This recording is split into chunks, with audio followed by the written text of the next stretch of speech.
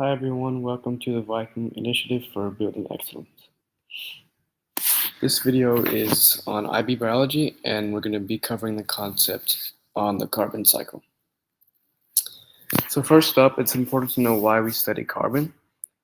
Carbon makes up all the biomolecules of life, so lipids, nucleic acids, carbs, and proteins. And in this sense, carbon is really the backbone behind all of life. So it's important to know how carbon is cycled throughout our atmosphere and how we as humans affect this cycle. Okay, so in IB Bio, it's important to understand two main things about the carbon cycle. So the first thing is that carbon reservoirs are locations where carbon is stored. And there's two types of reservoirs. The first one is a sink.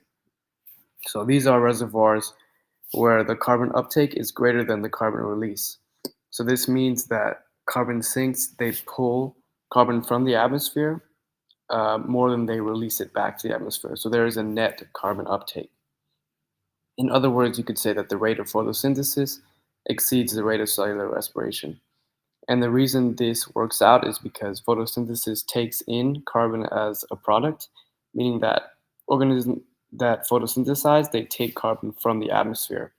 And on the other hand, respiration releases carbon as a product, meaning that organisms that respire, they release carbon back into the atmosphere. So if photosynthesis exceeds respiration, that means that the carbon uptake is greater than the carbon release. Some examples of sinks that are relevant are forests, ocean, and soil. And this is because different plants and organisms present in these um, locations tend to perform photosynthesis. On the other hand, a source is a location where the carbon release is greater than the carbon uptake. So this means that, by contrast, respiration is greater than photosynthesis, right? Because we want to produce more carbon dioxide, which will release it back into the atmosphere. Some examples of this are forest fires and volcanic eruptions. Now, what we call the movement between reservoirs of carbon is called fluxes. So examples of this are, as stated above, photosynthesis and cellular respiration. This this moves carbon from the atmosphere to different reservoirs, and also combustion of fossil fuels. Right, this would release carbon from fossil fuels back into the atmosphere. Okay, so the difficulty with this concept is actually drawing the carbon cycle. In IB Bio, this will be a free response question with several marks. And the easiest way to do this to get all the marks is to draw boxes around your reservoirs and arrows for your carbon fluxes. And it's important to note that the arrow should be pointing in the direction of the recipient of carbon. And this may be a bit confusing, but it'll be clarified on the next slide. Okay, so your carbon cycle diagram should always have a box around the atmosphere. And if we look at where it says consumers, we draw an arrow from consumers to the atmosphere. And this signals that carbon is being transferred from consumers back to the atmosphere. So it's pointing to the recipient of carbon. And you want to label this arrow, which is a flux, with cellular respiration. So what this translates to is the means of carbon being transferred from consumers to the atmosphere is cellular respiration. Now, if we look at the producer's box, we can see that the means of transferring carbon from the atmosphere to producers is photosynthesis. Now, we can see that carbon is transferred from producers to consumers via feeding, right? So consumers eat producers, or animals eat plants. And both consumers and producers eventually die, and their organic biomass is transferred to decomposers.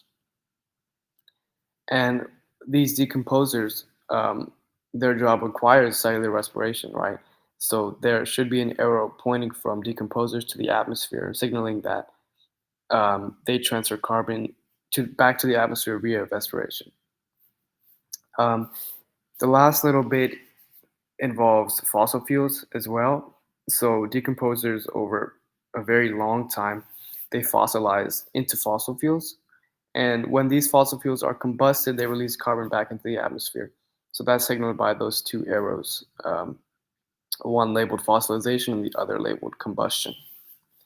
Um, this is a perfect drawing of the carbon cycle for an IB exam, and if you include uh, enough carbon reservoirs and carbon fluxes and label them, uh, this is completely fine. Okay, so now we can just do some practice uh, of what we covered.